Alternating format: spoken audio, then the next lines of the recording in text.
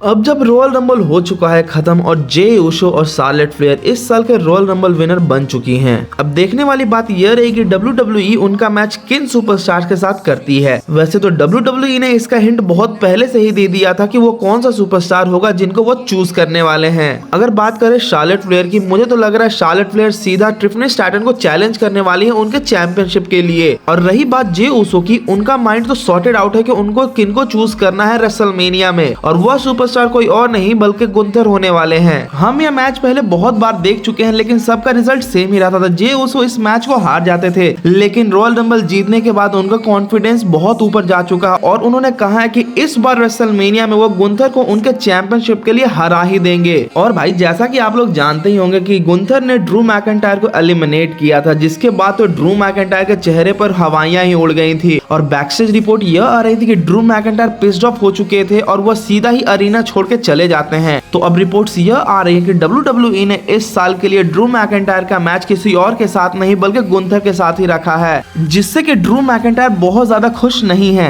और उनका कहना है कि जैसा परफॉर्मेंस उन्होंने साल 2024 में दिया था वैसा परफॉर्मेंस आज तक उन्होंने अपने रेसलिंग करियर में नहीं दिया, तो वो अपने रेसलमेनिया मैच से बहुत ज्यादा खुश नहीं है। उनका कहना है कि मैं इससे बहुत ज्यादा डिजर्व करता हूँ। मुझे डेमन प्रीस्ट के लिए तो बहुत बुरा लगता है, लेकिन जब मैं ड्रू मैकिंटायर को देखता हूँ तो मुझे लगता है कि सच में ड्रू मैकिंटायर का मैच किसी और बड़े सुपरस्टार के साथ होना चाहिए था इस रेसलमेनिया में। बाकी आपको क्या लगता है, Drew McIntyre versus Damian Priest का मैच क्या आप रेसलमेनिया में देखना चाहेंगे? और नेक्स्ट अपडेट ये है कि जैसा कि आप लोग जानते होंगे एलेक्सा ब्लिस ने अपना रॉयल रंबल में रिटर्न कर लिया है। अब उनसे रिलेटेड न्यूज यह आ रही है कि एलेक्सा ब्लिस हमें रॉ में देखने को मिलेंगी। ओरिजिनली WWE का प्लान यह था कि एलेक्सा ब्लिस अपने रिटर्न के साथ सीधा व्हाइट सिक्स के साथ इन्वॉल्व हो जाएंगे उनके स्टोरी लाइन में, लेकिन ऐसा अब हमें देखने को नहीं मिलेगा क्योंकि व्हाइट सिक्स को स्मैकडाउन में भेज दिया गया है। तो अब रॉ में हमें एलेक्सा ब्लिस की अलग और यूनिक स्टोरी लाइन देखने को मिलेगी उनके डार्क कैरेक्टर के साथ। और एलेक्सा ब्लिस से रिलेटेड नेक्स्ट न्यूज यह है कि जैसा कि आप लोग जानते होंगे रॉयल रंबल में लिव मॉर्गन ने एलेक्सा ब्लिस को एलिमिनेट किया था, तो हो सकता है WWE रेसलमेनिया के लिए Liv Morgan versus Alexa bliss का मैच कंसीडर कर रही हो।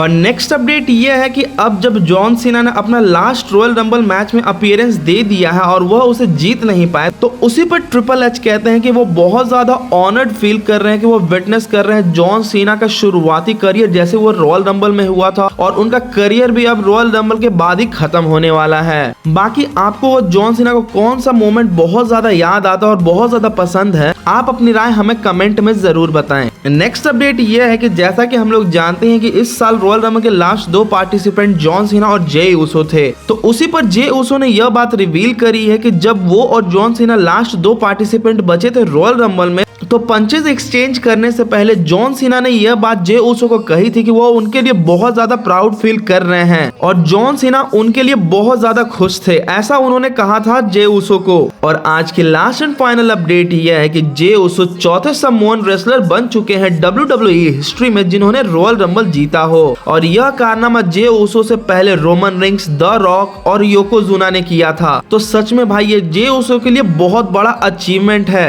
अब देखते हैं कि जे ऊसो इसे यूटिलाइज कर पाते हैं या नहीं। तो भाइयों आपको ये वीडियो कैसा लगा, आप अपनी राय हमें कमेंट में जरूर बताएं। फिर मिलते हैं नेक्स्ट वीडियो में।